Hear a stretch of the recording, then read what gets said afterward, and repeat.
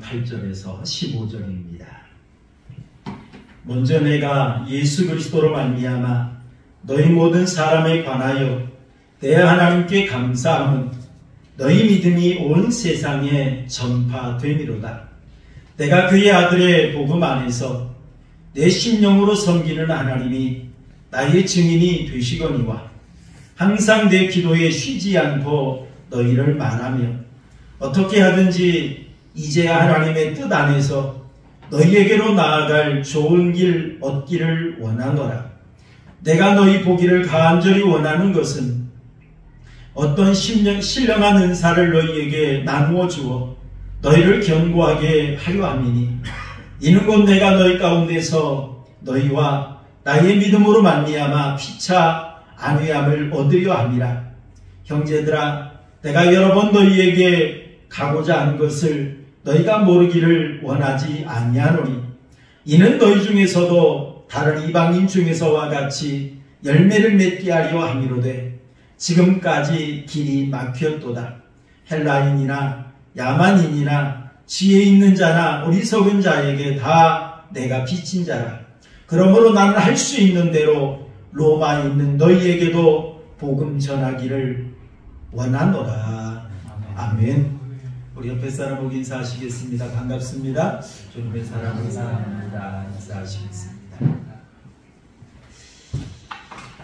지난 올해 9월 21일부터 약 2주 동안 실천 신학대학원하고 21세기 목회 교회 연구소, 그 다음에 목회 데이터 연구소, 한국교회 탐구센터, 이 4개 기관이 공동으로 여론조사를 실시했습니다.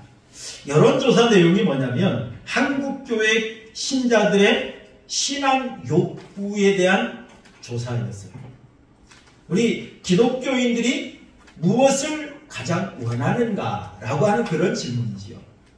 그래서 1000명을 만 19세 이상 1000명에 해당하는 성도들에게 질문을 해서 결과를 발표를 했습니다. 그래서 12월 1일 날, 지난 12월 1일 날 발표를 했는데요. 그 결과 내용을 보면 첫째 조사 내용의 질문이 이것입니다. 평신도가 일상생활에서 가장 관심을 두고 있는 것이 무엇인가? 라고 하는 거였어요. 이는 곧 우리 성도들이 생활 속에서 가장 무엇에 관심을 두고 있느냐라고 하는 거였는데 첫 번째 답이 바로 가정의 행복이었어요. 그 다음에 두 번째가 마음의 평화와 안정, 그리고 세 번째가 육체적 건강, 그리고 네 번째가 경제적 안정과 여유, 그리고 다섯 번째 나온 것이 바로 믿음과 신앙이라는 것이었어요. 우리 성도들이 일상생활에서 관심을 가지고 있는 것에 믿음과 신앙은 몇 번째? 다섯 번째. 자, 그렇다면 다시 한번 질문을 던졌습니다. 그렇다면 우리 성도들이 신앙생활에서 가장 관심을 가지는 것이 무엇인가? 라고 하는 질문을 다시 던졌어요. 그랬더니 이제는 일상생활이 아닙니다. 신앙생활에서 어떤 것에 관심을 가지는가? 라고 하는 질문인데요. 첫 번째가 바로 마음의 평안과 위로, 그 다음에 두 번째가 가정의 행복, 그 다음에 세 번째가 삶의 의미와 목적, 그리고 네 번째가 영적 성숙이었다. 우리 성도들이 신앙생활을 하면서도 가장 관심을 가지는 것이 뭐냐면 마음의 평안과 위로, 가정의 행복이라는 거예요. 다시 말하면 이 결론에서 우리가 얻을 수 있는 것이 뭐냐면 우리 성도들이 신앙생활을 함에 있어서 무엇을 위해서 신앙생활을 하느냐? 가정의 행복을 위해서, 내가 마음의 평안을 얻기 위해서, 이런 것에 더 많은 관심이 있다라고 하는 그런 결론을 내놓았습니다. 다시 말하면 신앙보다 개인의 행복에 더 관심이 많다는 거죠. 자, 그리고 또다시 질문을 던졌습니다. 출석하는 교회의 설교 내용이 무엇입니까? 라고 하는 거예요. 거였어요. 출석하는 성도들의 그 교회 목사님의 설교 내용을 말하는 거죠. 첫 번째가 하나님과의 관계. 우리가 하나님과의 관계를 잘 맺어야 됩니다. 라고 하는 것에 초점이 많이 맞춰져 있다는 거였어요. 그 다음에 두 번째가 믿음과 순종. 믿고 순종하세요. 이것이 두 번째. 그 다음에 세 번째가 바로 하나님의 축복. 형통하는 삶. 이렇게 해야 복 받습니다. 라고 하는 설교들이 세 번째를 차지했다라고 하는 것입니다. 그렇다면 우리 성도들이 원하는 설교나 신앙교육은 무엇일까요? 라고 하는 질문을 네 번째로 던졌답니다. 그랬더니 나온 답이 바로 지금 이 표에 나타나는 그것이었어요. 첫 번째가 바로 체계적인 성경교육이었습니다. 그 다음에 두 번째가 바로 개인의 영성교육. 그 다음에 세 번째가 바로 우리 삶 속에서의 신앙인의 생활 어떻게 해야 되느냐, 그런 것들을 좀 가르쳐줬으면 좋겠다. 그런 의미로 이제 이 도표를 만들어냈습니다. 그래서 체계적인 성경교육과 개인 영성교육, 이건 합하면 뭐 거의 한 절반 이상이 넘는 그런 걸 볼 수가 있는데, 그러면서 이들이 조사를 하면서 결론적으로 내놓은 것이 있습니다. 평신도 가운데 2명 중에 1명은 신앙교육에 있어서 체계적인 성경교육을 원한다라고 하는 그런 결론을 내놓았습니다.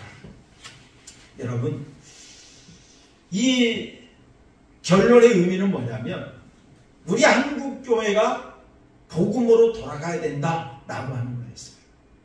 우리 한국교회 설교가 성경의 기반을 둔, 말씀의 기초를 둔 그러한 설교를 해야 된다라고 하는 그런 것이었습니다. 여러분, 제가 왜 이런 이야기를 먼저 꺼냈느냐면, 여러분 오늘 본문의 말씀을 보면 이 바울 사도가 로마에 쓴 편지가 바로 이 로마서입니다.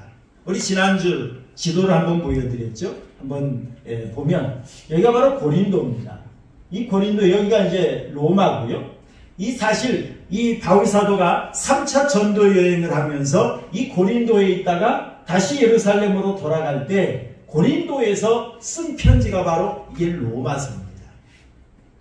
이때 바울 사도는 로마에 가고 싶다는 이 바울의 그 마음을 표출을 했어요. 그리고 내가 로마에 가야만 하는 그 이유가 뭐냐, 그리고 이 로마서를 쓰는 그 목적이 뭐냐라고 하는 것을 오늘 본문에서 설명을 했던 걸 볼 수가 있습니다. 그래서 오늘 이 시간에 바울이 로마 교회를 방문하려는 이 목적, 이걸 생각하면서 우리가 함께 은혜를 나누는 그런 시간 되었으면 좋겠습니다. 여러분, 바울이 이 로마 교회를 방문하려고 기도도 많이 하고 애를 많이 썼거든요. 그렇다면 바울이 로마 교회를 방문하려고 했던 그 목적이 뭘까? 우리 11절 한번 읽어볼까요? 오늘 11절 말씀 함께 보겠습니다. 시작. 내가 너희 보기를 간절히 원하는 것은 어떤 신령한 은사를 너희에게 나누어 주어 너희를 견고하게 하려 함이니 라고 말을 했어요. 내가 너희 보기를 간절히 원하는 것은, 이 바울 사도가 로마에 가고 싶은 그 이유가 뭐냐는 거죠. 가려는 그 이유가 뭐냐는 거예요. 그저 관광이 목적이 아니라는 거예요. 이 바울이 이 로마에 가고 싶은 것은 신령한 인사를 너희에게 나누어 주기를 원한다라고 하는 것이었습니다. 여러분, 신령한이라는 말은 어떤 뜻이냐면 영적인 성령에 속한 그런 뜻이에요. 성령에 속한 은사를 나누어 준다. 사실 이 은사란 은혜의 선물을 가리킵니다. 구원의 은혜, 복음, 이런 것들이 다 은사에 속하는 거예요. 우리 고린도전서 12장 13절의 말씀을 장면 보면 은사에 대해서 이야기를 하죠. 또 사랑에 대해서 이야기합니다. 그러나 오늘 본문에서 이 바울이 말하고자 하는 이 은사는 복음을 가리켜요. 여러분, 15절 말씀을 보니까 나는 할 수 있는 대로 로마에 있는 너희에게도 복음 전하기를 원하노라 라고 하는 그런 말을 근거로 볼 때에 바울이 이 로마 교회 성도들과 나누고자 하는 신령한 은사는 복음이라는 걸 우리는 알 수가 있습니다. 말씀이라는 걸 알 수가 있습니다. 자, 그렇다면 바울이 이 로마에 가서 로마에 있는 성도들에게 하나님께서 주시는 이 말씀을 전하기를 원했어요. 그 이유가 뭐냐? 너희를 견고하게 하려 함이니라고 말했어요. 여러분, 견고하게 한다 라고 하는 이 말은 어떤 뜻이냐면 고정시키다, 강하게 하다, 굳게 하다, 그런 말이에요. 예를 든다면 어떤 나무가 하나가 서 있어요. 그렇다면 이 나무가 서 있는데 바람이 자꾸 불고 그러면 흔들리겠죠. 그러다 보니까 이 나무를 흔들리지 않도록 아주 강하게 굳게 옆에서 지지해주는, 지지대를 맞춘다든지 그런 것을 가리켜서 견고하게 하다, 고정시킨다, 그런 뜻이에요. 여러분, 바울이 지금 로마서를 쓴 이유가 있습니다. 사실 이 로마서는 어떤 자들을 대상으로 썼느냐면 불신자들을 대상으로 쓴 편지가 아니에요. 로마에 있는 교회 성도들에게 쓴 편지입니다. 여러분, 그 당시 로마에는 이미 예수님을 믿고 구원받은 성도들이 모이는 교회가 있었어요. 그리고 이 로마에 있는 이 교회 성도들의 신앙이 어땠느냐면 우리 8절 한번 읽어볼까요? 우리 8절 말씀 함께 봅니다. 시작. 먼저 내가 예수 그리스도로 말미암아 너희 모든 사람에 관하여 내 하나님께 감사함은 너희 믿음이 온 세상에 어떻게 되었다고요? 전파되리로다 그랬어요. 이 바울 사도는 이 로마 교회를 생각할 때 하나님 앞에 감사한다고 그랬어요. 감사하는 이유가 뭐냐? 너희의 믿음이 온 세상에 전파되리로다 그랬어요. 이 정도라고 한다면 이 로마에 있는 성도들의 믿음은 소문이 날 정도였다는 거예요. 로마에 있는 성도들의 믿음은 좋았다는 것입니다. 그런데 이러한 믿음이 좋은 성도, 소문이 날 정도의 성도, 그런 성도들에게도 바울은 그들의 믿음을 견고하게 할 필요가 있다라고 생각을 했던 거예요. 왜 그럴까요? 여러분, 우리 인간은 연약한 존재입니다. 정말 우리가 믿습니다 하면서도 우리 믿음이 흔들릴 가능성이 많이 있어요. 여러분, 사탄은 우는 사자와 같이 우리를 공격합니다. 우리를 시험합니다. 그리고 우리가 살아가는 이 모든 삶을 보면 모든 환경과 여건이 내 뜻대로 되어지지 않아요. 때로는 나를 연약하게 만들 때도 있죠. 때로는 내가 쓰러지게 만드는 그런 상황도 있습니다. 그래서 여러분, 우리가 신앙생활을 하다 보면 성령으로 불타던 가슴이 냉랭하게 식을 때가 있습니다.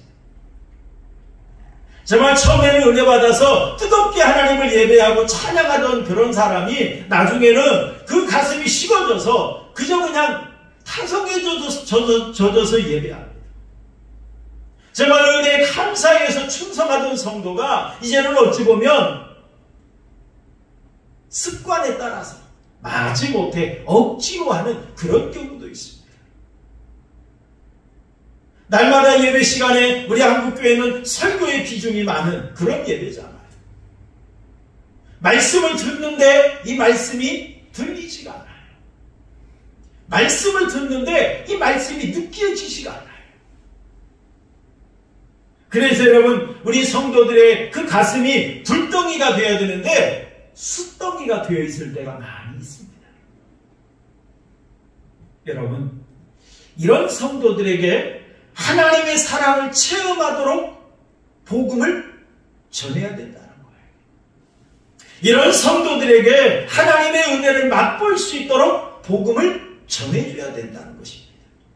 그래서 여러분, 바울은 이 로마에 있는 성도들에게 가기를 원했던 거예요.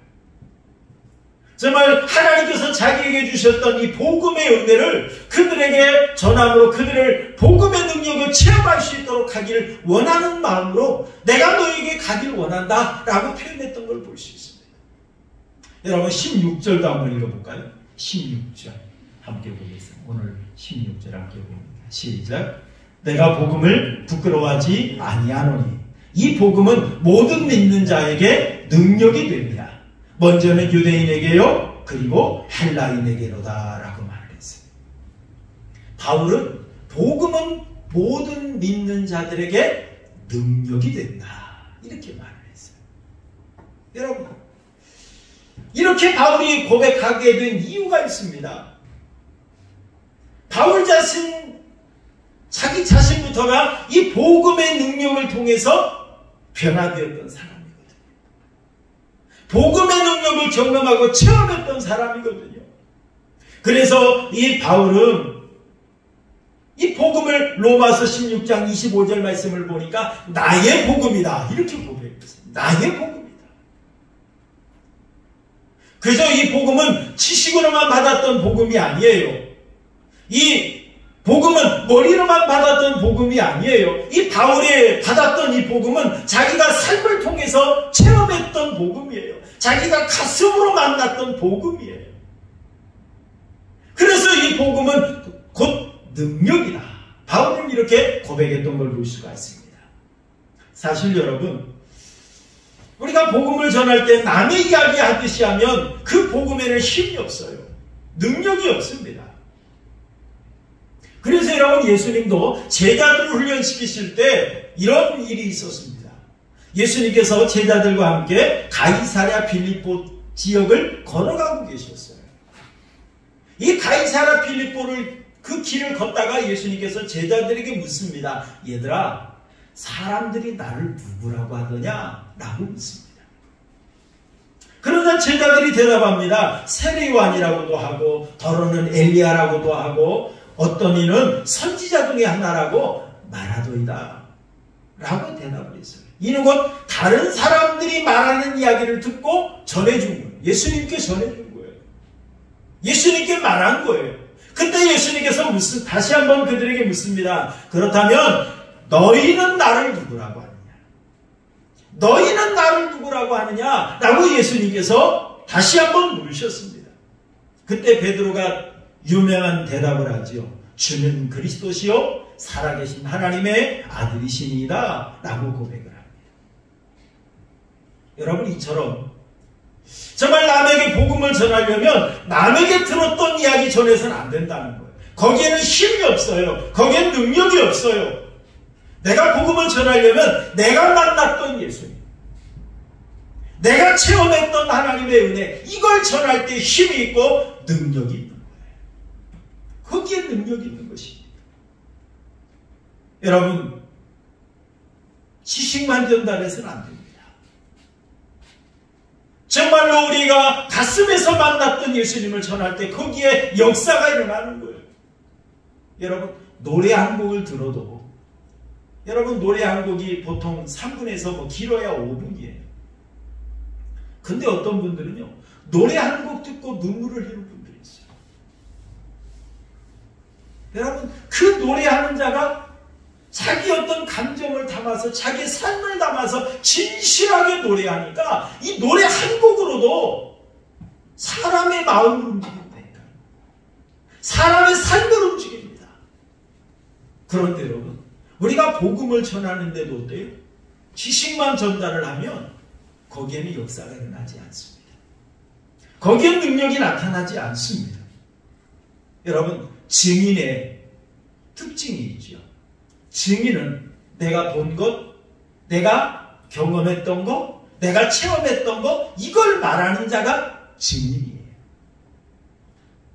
남의 이야기 들어서 전달하는 자는 증인의 자격이 없어요. 여러분, 그런 것처럼 설교자나 전도자는 내가 들은 이야기보다 내가 만난 예수님을 전하는 것이 거기에 능력이 나타나는 겁니다. 여러분, 전쟁터에서 사람을 살상하는 무기 중에는 수류탄이나 포탄이 있습니다. 그런데 여러분, 이걸 사용하는 데는 뭐 여러 가지 방법이 있죠. 크게 두 가지로 나눠볼 수가 있습니다. 수류탄이나 포탄을 그냥 던지는 수가 있어요.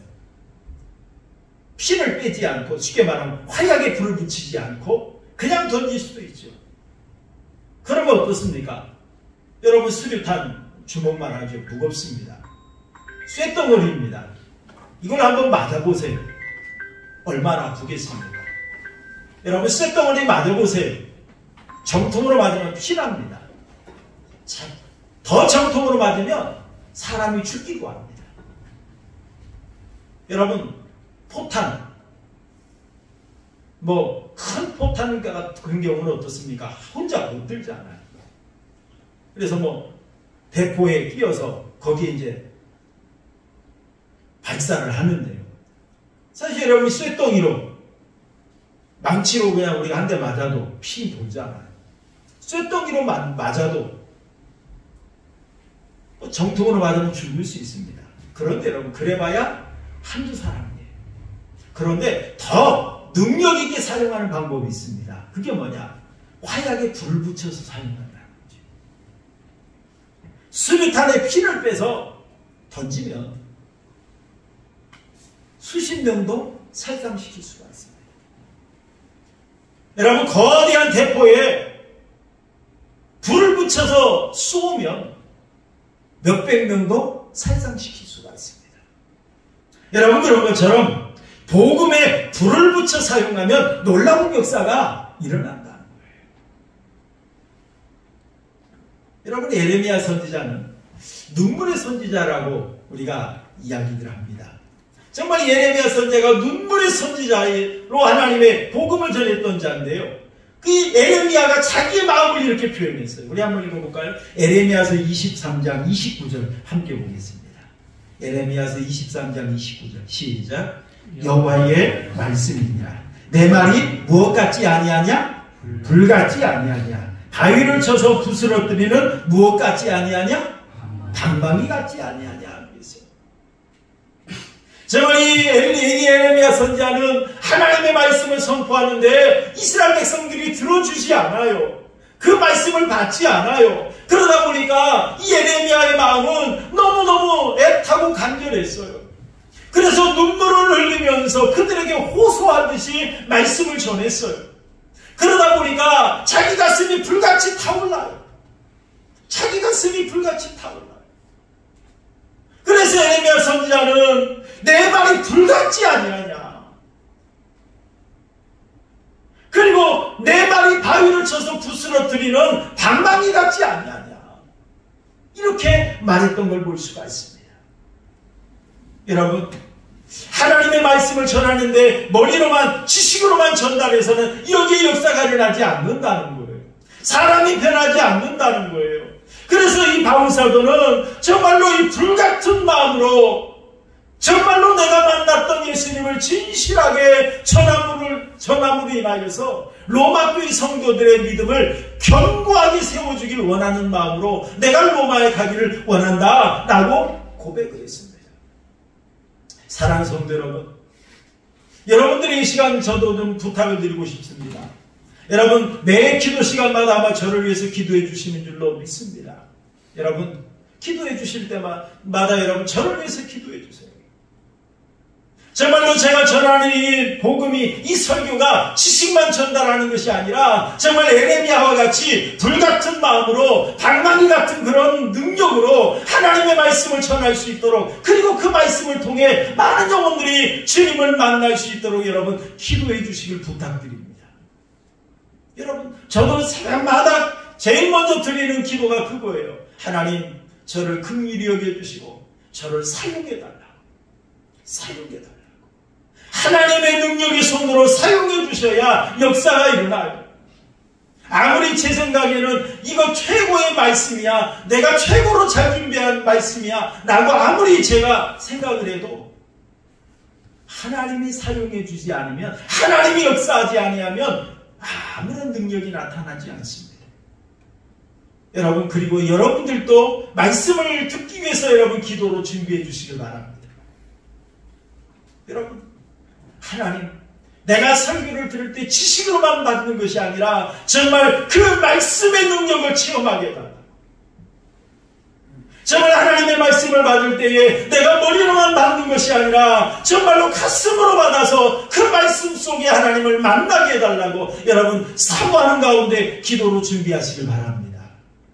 그런 가운데 정말 여러분들이 하나님을 깊이 만날 수 있기를 주님의 이름으로 축원합니다. 내가 하나님을 만나야 돼요. 내가 하나님의 은혜를 체험해야 돼요. 내가 하나님의 은혜를 맛봐야 돼요. 여러분, 슬픈 일 있으면 눈물 나잖아요. 기쁜 일 있으면 나도 모르게 웃음이 나잖아요. 하나님의 은혜를 체험하면, 하나님의 은혜와 능력을 내가 맛보면 예배할 수밖에 없어요. 찬양할 수밖에 없어요. 그 은혜를 내가 전하지 않고는 견딜 수 없는 그런 마음이 되는 거예요.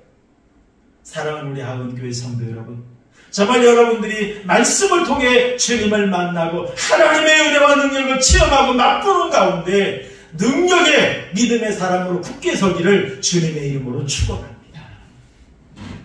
그리고 바울 사도는 두 번째로 로마에 가기를 원하는 그 목적에 대해서 이야기를 했습니다. 우리 12절 함께 보겠습니다.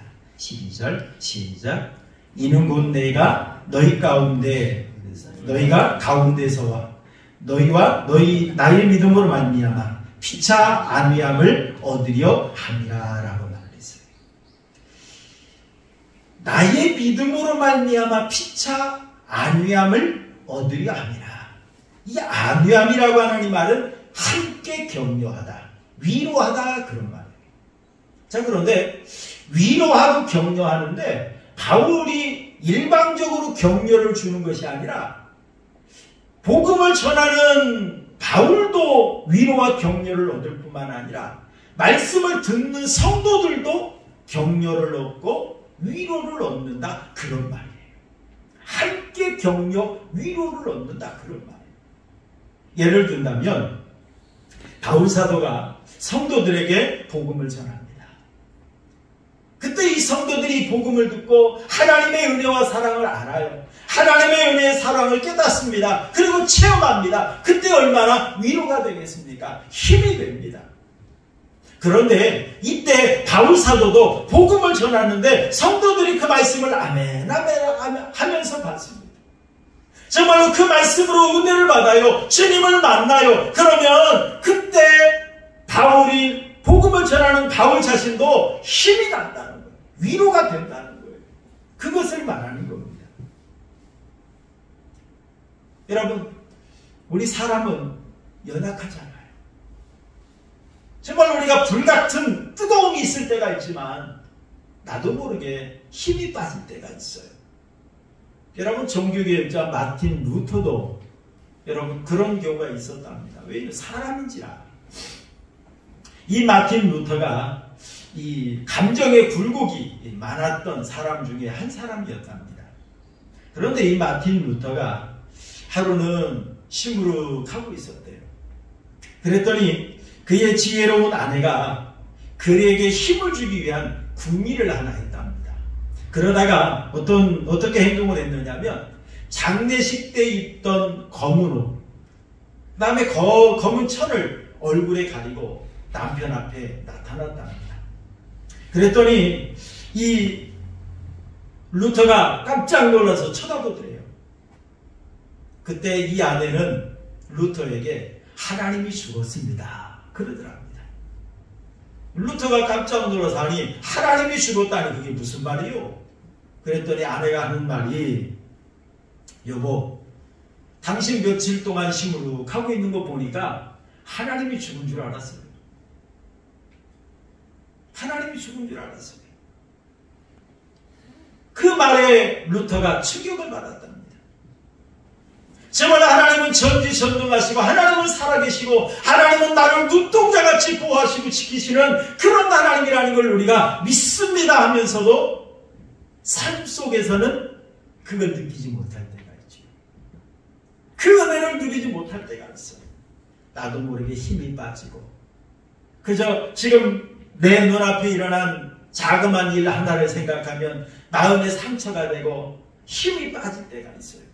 그게 연약한 인간이에요. 여러분, 우리가 잘 아는 능력의 선지자라고 말하는 엘리야도 어떻습니까? 열왕기 상의 말씀을 보면, 19장의 말씀을 보면 이 바알과 아세라신 제사장들과 갈멜산에서 대결을 하잖아요. 하늘에서 불을 내려서 제단에 제물을 태우는 신이 참신 걸로 하자. 그러면서 대결을 합니다. 그때 하나님께서 하늘에서 불을 내려서 제단에 제물을 다 불태우셨어요. 큰 승리를 거두었습니다. 하나님의 능력을 맛보았습니다. 그래서 약속한 대로 바알과 아세라신 제사장들을 잡아 죽였습니다. 그러자 그 당시에 아합 왕의 아내였던 이세벨이 이 엘리야를 죽이겠다고 해요.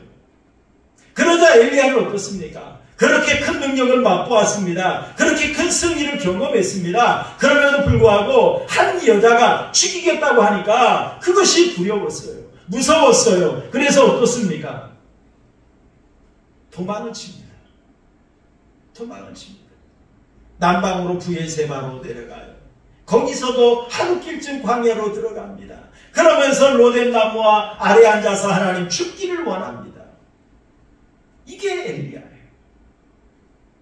사실 이 엘리야는 우리 연약한 인간을 가리킵니다.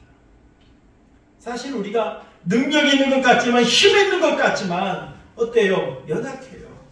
그래서 우리가 자주 넘어지고 흔들리는 걸 볼 수가 있습니다. 여러분, 바울도 똑같아요.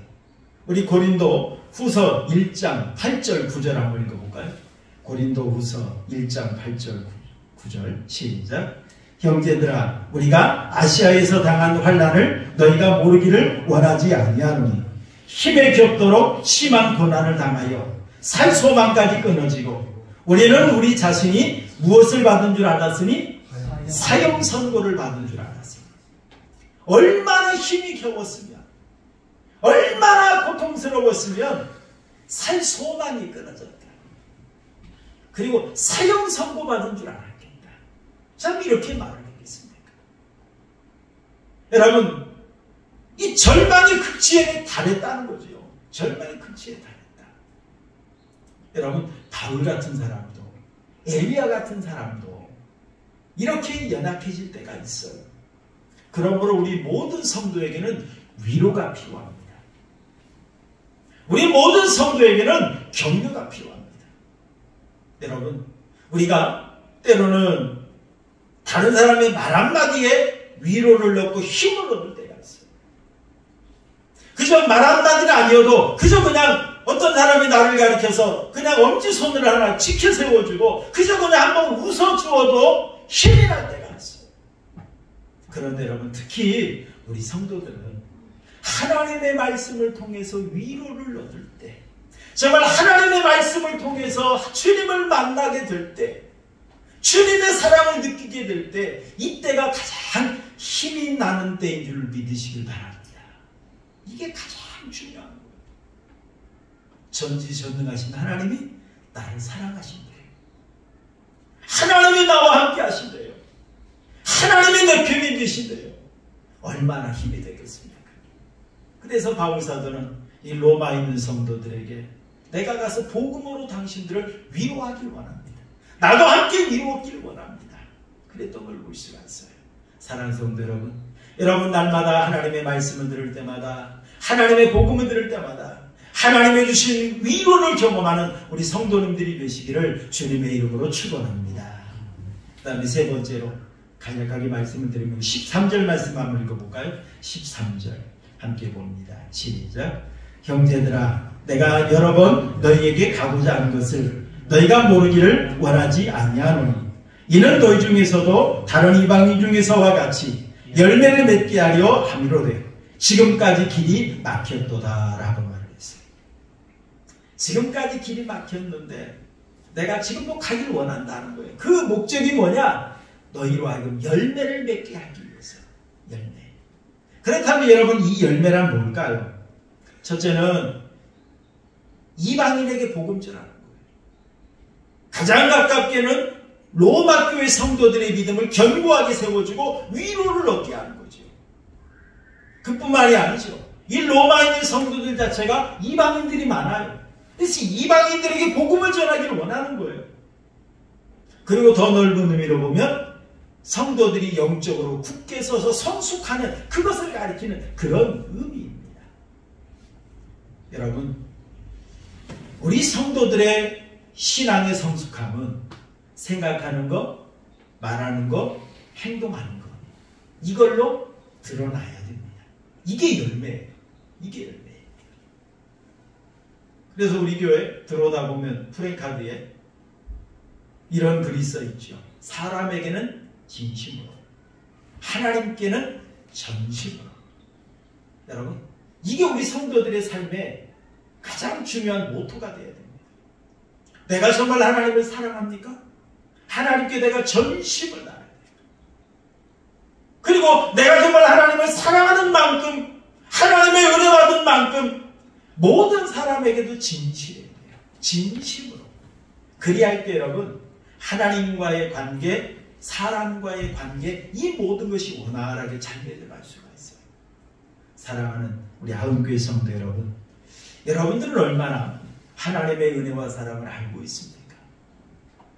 여러분들은 얼마나 하나님의 은혜와 사랑이 진심으로 여러분 느껴지십니까?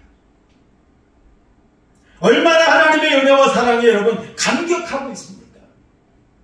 그리고 그 은혜를 내가 얼마나 전하고 싶어 하십니까? 사랑하는 성도 여러분, 이 시간 여러분들에게 부탁드립니다. 여러분, 매 시간 전해지는 이 말씀을 통해 하나님을 만날 수 있기를 주님의 이름으로 축원합니다. 매 시간 전해지는 이 말씀을 통해서 하나님의 은혜와 사랑을 체험할 수 있기를 주님의 이름으로 축원합니다. 그리고 이 말씀을 통해 위로를 얻으시고 이 말씀 따라 행하는 가운데 아름다운 열매를 맺어가는 우리 하은교회 성도님들의 삶이 되시기를 주님의 이름으로 축원합니다. 우리 말씀 읽어가면서 우리 복음송